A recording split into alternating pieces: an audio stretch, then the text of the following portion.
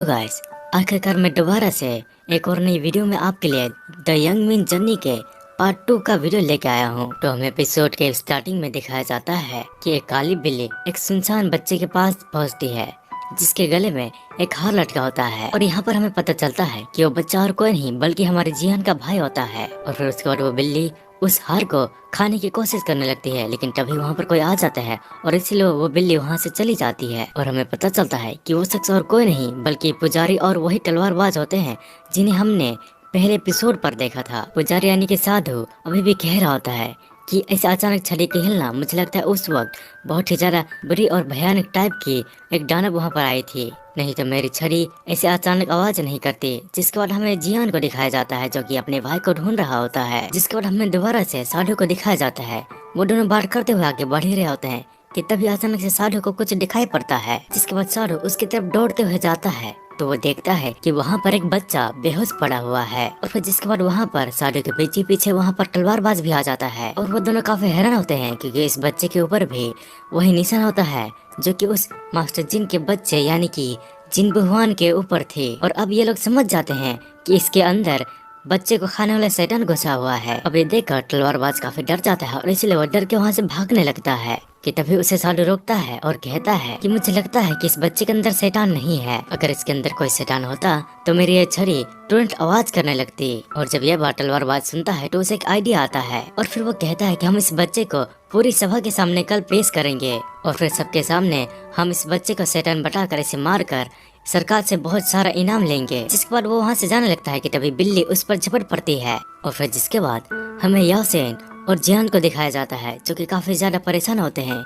फिर हम वापस से वहीं पर आते हैं जहाँ पर तलवारबाज ने उस बिल्ली को जान से मार दिया होता है। और फिर जिसके बाद साधु कहता है जब इस बच्चे के अंदर कोई शैतान है ही नहीं, अगर हम इसको यूं ही गुनहगार बताएंगे तो क्या ये गलत नहीं होगा। जिस पर तलवारबाज कहता है कि भला इसमें क्या बुरा है, अगर एक गरीब की वजह से हमारा नसीब अच्छा हो जाता है तो इसमें बुराई क्या है। जिसके बाद तलवारबाज साधु को जैसे तैसे करके मना लेता है। और फिर जिसके बाद हम दूसरी तरफ देखते हैं जहाँ पर जियान अपने भाई ली को ढूंढ रहा होता है। बहुत देर बाद इधर उधर घूमने के बाद अचानक से जियान को कुछ दिखाई देता है और फिर जियान उस तरफ दौड़ पड़ता है, लेकिन वहाँ पर देखता है कि याओसेन पहले से वहाँ पर है और वहाँ पर उसी माला को उठा रहा होता है जिसे उन तलवारबाजों ने तोड़ दिया होता है, साथ ही उस बिल्ली को भी मार दिया होता है। अब ये देखकर जियान समझ जाता है कि जरूर उसके भाई को किसी ने उठाकर अपने साथ ले गया है। जियान और याओसेन देर रात तक अपने भाई को ढूंढते रहते हैं लेकिन उन्हें उनका भाई कहीं भी नहीं मिलता है। और फिर जिसके बाद दोनों थक हार कर एक जगह पर बैठ जाते हैं जहाँ पर दोनों एक दूसरे से बातें कर रहे होते हैं। जहाँ याओसेन जियान से कहता है कि तुम अपने भाई की बहुत ही ज्यादा चिंता करते हो और उसकी हर एक ख्वाहिश को पूरा करने की कोशिश करते हो। तुम एक बहुत ही अच्छे भाई हो, लेकिन मुझे लगता है कि तुम्हारा भाई ली तुम्हारा सगा भाई नहीं है।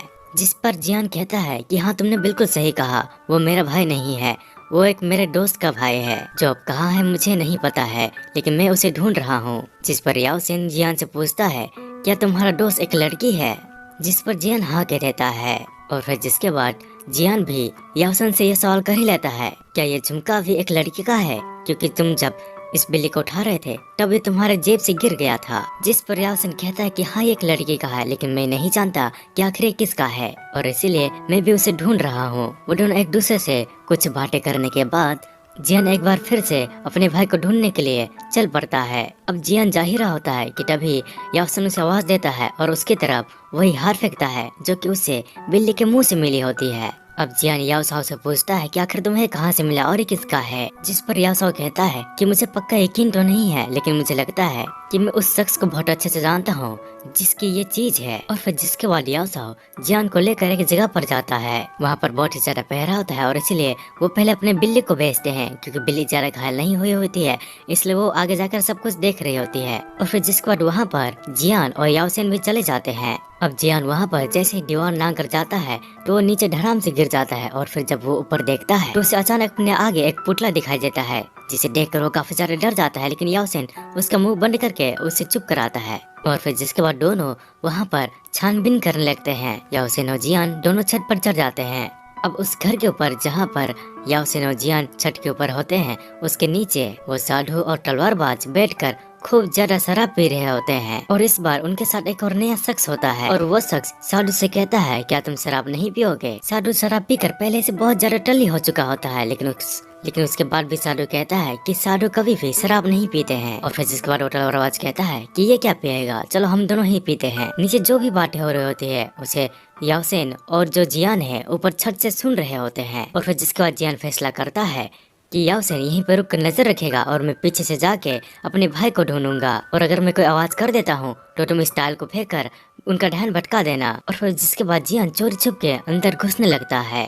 जियान चोरी चोरी छुप के हर एक कमरे को धीरे धीरे जाकर देख रहा होता है, और ऐसा करते समय उसे सैनिकों के नजर से भी बचना होता है। जिसके बाद वहाँ से सैनिक जब जा रहे होते हैं तो उनमें से एक शख्स कहता है कि मैंने सुना है कि यहाँ पर जो गुरुजी आए हैं एक बच्चे खाने वाले शैतान को पकड़ा हुआ है। अब ये सुनकर जियान को पता चल जाता है कि वो बच्चा और कोई नहीं बल्कि उसका छोटा भाई है। और फिर जिसके बाद हमें दिखाया जाता है कि वो साधु तलवारबाज और वो कलाकार तीनों बैठकर शराब पी रहे होते हैं। तीनों मिलकर कल कैसे क्या करना है वो सब के बारे में बातें कर रहे होते हैं, और वो सब काफी ज्यादा खुश हो रहे होते हैं कि कल हमें एक बहुत बड़ा काम करना है और हमें उस काम के बदले बहुत बड़ा इनाम भी दिया जाएगा, जिसके साथ डॉलर तो हमारे पास आएगी ही, साथ ही हमारे पास शोहरत भी आएगी। और सभी को ये बात पता चलेगा कि आखिर किसने इन शैतानों को यहाँ से भगाया था। अब बातों बातों में उनको पता चलता है कि यहाँ पर कोई घुस आया है।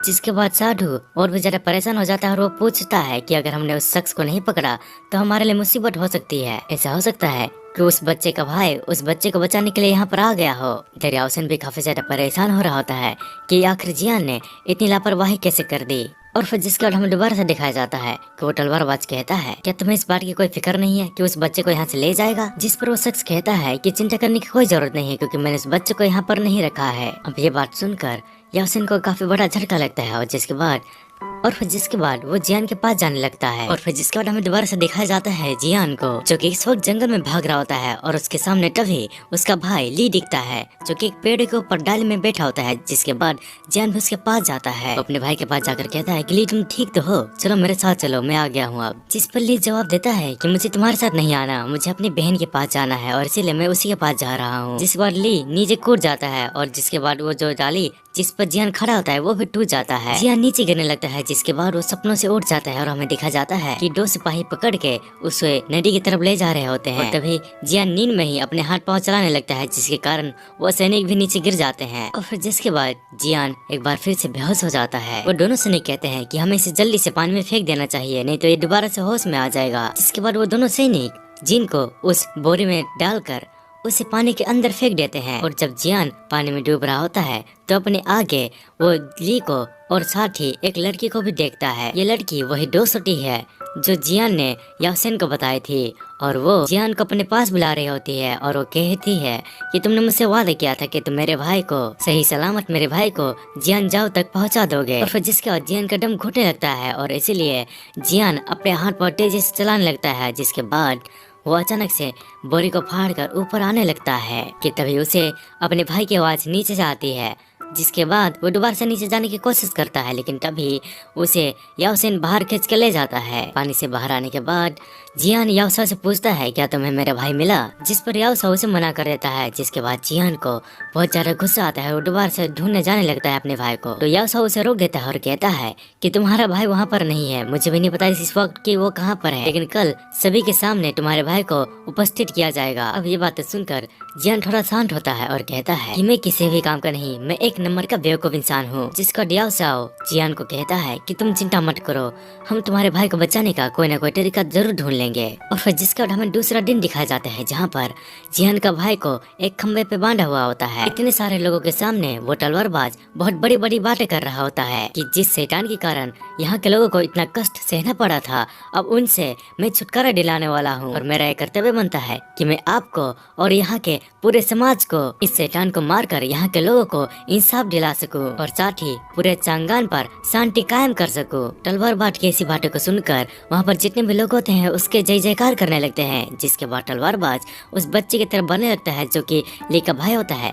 उसे मारने के लिए तलवारबाज अब पूरी तरह से तैयार होता है। तलवारबाज उस बच्चे को मारने जा ही रहा होता है कि तभी बीच में उसे कोई आवाज लगाकर रोक देता है, और जिन लोगों ने उसे आवाज लगाई होती है वो और कोई नहीं बल्कि बहुत ही जाने माने हेवनली मास्टर होते हैं। साधु और तलवारबाज काफी हैरान होते हैं कि आखिर ये इतनी जल्दी वापस कैसे आ गए। जिसके बाद तलवारबाज दौड़ते हुए जाता है और हेवनली मास्टर से कहता है, मास्टर आप तो तीर्थ यात्रा पे गए थे है ना, तो फिर आप इतनी जल्दी वापस कैसे आ गए। जिस पर हेवनली मास्टर कहते हैं कि मैं गया तो था, लेकिन मैंने जब ये सुना कि तुम लोगों ने एक शैतान को पकड़ा है तो मैंने उसे देखने के लिए आ गया, लेकिन ये शैतान तो एक बच्चा है, तुम्हें शर्म नहीं आती कि तुमने एक बच्चे को पकड़ा है। जरा मुझे एक बार बताओ, इस बच्चे को देखकर कहाँ से लगता है कि एक शैतान दिखता है। हाँ, और तो और तुम लोगों की इतनी हिम्मत कि तुम बार बार लोगों को बेवकूफ बनाते रहते हो। तुम्हें क्या लगता है कि मैंने बात नहीं सुनी कि तुम लोगों ने किस तरह से कई लोगों को ठगा हुआ है। हेवनली मास्टर की ऐसी बात सुनकर उस तलवारबाज की सिट्टी बिट्टी गुल हो जाती है और उसके माथे से डर के मारे पसीना टपकने लगता है। जिसके बाद हेवनली मास्टर उस बच्चे को छोड़ते हैं और उसे अपने साथ ले जाने लगते हैं। लेकिन तभी साधु कहता है कि मास्टर अब इस जैसे शैतान को आखिर खुला कैसे छोड़ सकते हैं। जिस पर हेवनली मास्टर कहते हैं कि जब मैंने कहा है कि इसके अंदर कोई भी दानव नहीं है तो आप लोग विश्वास क्यों नहीं कर रहे हैं, और वैसे भी अगर कुछ गलत होता है तो मैं सब कुछ संभाल लूंगा। और फिर जिसके बाद वो दोनों ली को वहाँ से लेके जाने लगते हैं। अब ये दोनों याओसाओ और जियान होते हैं जो कि वेश धारण किया होता है कि तभी जियान को जो आईब्रोज के जो बाल होते हैं वो अचानक से निकलकर हवा में उड़ जाते हैं, जिसके कारण वो बाल सीधा जाके साधु के हाथ लग जाता है। कि तभी वहाँ पर अचानक से मास्टर जीन आ जाते हैं और कहते हैं, हेवनली मास्टर आपका बहुत बहुत शुक्र है कि आप हमारे मदद के लिए आए। अब जियान जैसे तैसे वहाँ से जाने की कोशिश करता है, लेकिन तभी फिर से मास्टर जीन आते हैं और उन्हें कहते हैं, अरे आप तो याओसाओ और मास्टर जियान है, मैं आपको पहचान नहीं पाया, इसलिए आप मुझे प्लीज माफ कर दीजिए। और पिछली बार तो मैंने आपको सही से धन्यवाद भी नहीं कहा था। लेकिन अचानक से हेवनली मास्टर का जो मुछे होते हैं वो सीधे जाके उस मास्टर जिन के हाथ में अटक जाते हैं, जिसके कारण सबको पता चल जाता है कि ये दोनों और कोई नहीं बल्कि याओसाओ और जियान है। जिसके कारण वो अपने सैनिकों को बुलाकर उन्हें घिरवा लेते हैं और उन्हें पकड़ लेते हैं। और फिर जिसके कुछ देर बाद जियान और याओसाओ को होश आ जाता है, और जब वो अपने आगे देखते हैं वो तलवारबाज वाला शख्स कहता है कि ये दोनों पैसे के लिए कुछ भी करते हैं। ये लोग इतने पापी हैं कि इन्हें किसी भी बात से कोई फर्क नहीं पड़ता, ऐसे लोग पैसों के लिए कुछ भी करते हैं। जिसके बाद तलवारबाज सबके सामने उनके बारे में बहुत भला बुरा कहता है, और उनकी बातें सुनकर मास्टर जिन कहते हैं, कुछ गलत फहमी हुई है, ये लोग बहुत ही अच्छे हैं, इन लोगों ने मेरे बेटे जिन बुयान को भी बचाया था। जिसके बाद तलवारबाज बड़े ही चालाकी से कहता है कि मास्टर जिन जरा अब इस बच्चे को देखिए, क्या इस बच्चे के माथे पे ये निशान आपको याद है। अब इस निशान को देखकर मास्टर जिन को याद आ जाता है कि ऐसा निशान तो मेरे बेटे के माथे पर भी था। और फिर जिसको तलवारबाज कहता है कि हाँ बिल्कुल, क्योंकि जब भी कोई शैतान किसी बच्चे के अंदर घुसता है तो उसके माथे पे ऐसा ही निशान आ जाता है। और फिर जिसके बाद तलवारबाज जियान और याओसाओ को उनके ऊपर आरोप लगाते हुए कहता है कि ये दोनों लोग बहुत ही ज्यादा नौटंकीबाज है। ये लोग एक मंत्र जानते हैं जिसके कारण ये लोग शैतान को बुलाकर बच्चों के अंदर डालते हैं। जिसके बाद ये दोनों उनके पास जाते हैं और उन्हें ठीक करने का नाटक करते हैं, और इस तरह से ये लोग पैसे कमाते हैं। तलवारबाज की ऐसी बातों को सुनकर वहाँ पर जितने भी लोग होते हैं सबके सब काफी ज्यादा हैरान होते हैं। जियान के मुंह पे पट्टी होता है, इसी कारण वो कुछ भी नहीं बोल पाता है। लेकिन मास्टर जिन कहते हैं कि ये हो ही नहीं सकता, इन्होंने खुद मेरी बेटी की मदद की थी। जिस पर वो तलवारबाज कहता है, तुम मुझे जरा ये बताओ, क्या तुमने उन मॉन्स्टर से लड़ते हुए इन दोनों को देखा था। जिस पर मास्टर जिन कहते हैं, मैंने ये बिल्कुल भी नहीं देखा, क्योंकि इन्होंने मुझसे कहा था कि आप घर के अंदर चले जाइए और अपने दरवाजे बंद कर लीजिए। और अब यहाँ पर तलवारबाज को एक और अच्छा मौका मिल जाता है और वो कहता है कि सब शांत हो जाइए, आज हम इन दोनों के साथ इस बच्चे का भी जो कि इसके अंदर शैतान है उसका भी सफाई कर देंगे। और फिर जिसको तलवारबाज कहता है कि जो हमारे साथ साधु हैं जिनका नाम गुरु बाओसाओ है, वो हमें इन सब से छुटकारा दिलाएंगे। और फिर जिसके बाद वो साधु जियान के भाई ली की तरफ बनने लगता है और उसके बाद जाकर अपनी छड़ी उठाकर उसे मारने वाला होता है कि तभी जियान और याओसाओ जैसे तैसे करके रस्सी खोल के आजाद हो जाते हैं। लेकिन सैनिक वहाँ पर उन्हें रोक देते हैं। तलवारबाज उनसे कहता है कि तुम्हें चिंता करने की कोई जरूरत नहीं, कुछ देर बाद तुम भी उसी के पास पहुँच जाओगे। जियान अपने भाई को नहीं बचा पा रहा होता है। जिसके बाद साधु ली को मारने वाला होता है कि तभी अचानक से साधु रुक जाता है, क्योंकि उसकी जो छड़ी होती है वो आवाज करने लगती है, यानी कि शोर करने लगती है, जिससे सबको समझ आ जाता है कि यहाँ पर जरूर कोई शैतान है। और फिर जिसके बाद हम देखते हैं कि जियान के भाई के अंदर ली के अंदर एक शैतान आ चुका होता है, जो कि बच्चों के खाने वाले शैतान का राजा होता है। वो शैतानी बच्चा कहता है कि मैं दानवों का राजा हूँ। यहाँ पर यह सीन काफी ज्यादा स्कैरी हो जाता है और तलवारबाज भी डर के वहाँ से भागने लगता है। तभी ली उसे मार देता है। जिसके बाद वो सैनिक जो कि जियान को पकड़ कर रखे होते हैं वो भी डर के मारे जियान का हाथ छोड़ के वहाँ से भाग जाते हैं। और जब वो लोग वहाँ से भाग ही रहे होते हैं कि तभी ली उन दोनों को भी वहाँ पर पटक पटक कर मार देता है। हर एक तरफ डर का माहौल बन जाता है, हर कोई वहाँ से डर के मारे भागने लगता है। बच्चों को खाने वाले शैतान की पावर बहुत ही ज्यादा होती है और वो अब अपनी पावर की मदद से वहाँ पर तबाही मचाने स्टार्ट कर देता है और वहाँ पर पूरा का पूरा माहौल ही बदल जाता है। अब सबको डर के मारे भागता हुआ देख वो ली बहुत ही ज्यादा खुश हो रहा होता है जिसके अंदर शैतान होता है। जिसके बाद साधु कहता है, हे महान बुद्धा, हमें शक्ति दीजिए इन जिनसे शैतान को खत्म करने की। जिसके बाद वो साधु उसे मारने वाला होता है कि तभी वो भी वहीं पर बेहोश हो जाता है और फिर जिसके बाद ली नीचे आने लगता है। ये सीन बहुत डरावना हो जाता है। जिसके बाद ली जोर जोर से हंसने लगता है कि तभी उसके अंदर एक रोशनी आती है और उससे बहुत ही ज्यादा दर्द होने लगता है। और फिर ली हंसते हुए कहता है कि तुम्हारा स्पेल बहुत ही अच्छा था, जरूर तुमने इसकी बहुत ही ज्यादा प्रैक्टिस की होगी। जिसके बाद वो ली याओसाओ को भी मारने की कोशिश करता है लेकिन याओसाओ उसके हर अटैक से बच जाता है। लेकिन आखिरकार याओसाओ को ली पकड़ लेता है लेकिन तभी वहाँ पर जियान आ जाता है और उसे रोक देता है और कहता है, मुझे फर्क नहीं पड़ता कि तुम चाहे कोई भी हो, लेकिन मैं इतना चाहता हूँ कि तुम मेरे भाई हो। लेकिन तभी साथी जियान जो जैसे कह रहा होता है कि तुम मेरे भाई के शरीर से बाहर निकल जाओगे। तभी ली अपनी आंखें खोलता है और उसे पकड़ लेता है। जिसके बाद ली धीरे धीरे करके हवा में उड़ते हुए खड़ा होता है और फिर वो ली को बहुत ही जोर से टाइट दबाने लगता है। और फिर जिसके बाद जियान कहता है कि तुम कोई शैतान नहीं बल्कि मेरे भाई हो, प्लीज वापस आ जाओ। कि तभी ली के भाई के सर पे बहुत ही ज्यादा दर्द होना स्टार्ट हो जाता है। जिसके साथ हम देखते हैं कि जो शैतान होता है उसकी पावर भी धीरे धीरे कम होने लगती है। शैतान खाने वाले बच्चों का राजा कहता है कि इस बच्चे की ताकत बहुत ज्यादा है, इसकी आत्मा में इतनी ताकत आखिर कैसे हो सकती है। जिसके बाद धीरे धीरे ली के शरीर से उस शैतान का जो काबू है वो कम होने लगता है और फिर ली बेहोश हो जाता है। लेकिन ली जिसके अंदर अभी भी वो शैतान होता है वो बेहोश होते हुए समय कहता है कि मुझे जानवर की आत्माओं की घाटी पर ले चलो, जिसके बाद मैं तुम्हारे इस भाई के शरीर को छोड़ दूंगा। जिसके बाद ली बेहोश हो जाता है और जियान और याओसाओ तुरंत अपने भाई के पास आते हैं। जिसके बाद से हमारा एपिसोड यहीं पर एंड हो जाता है।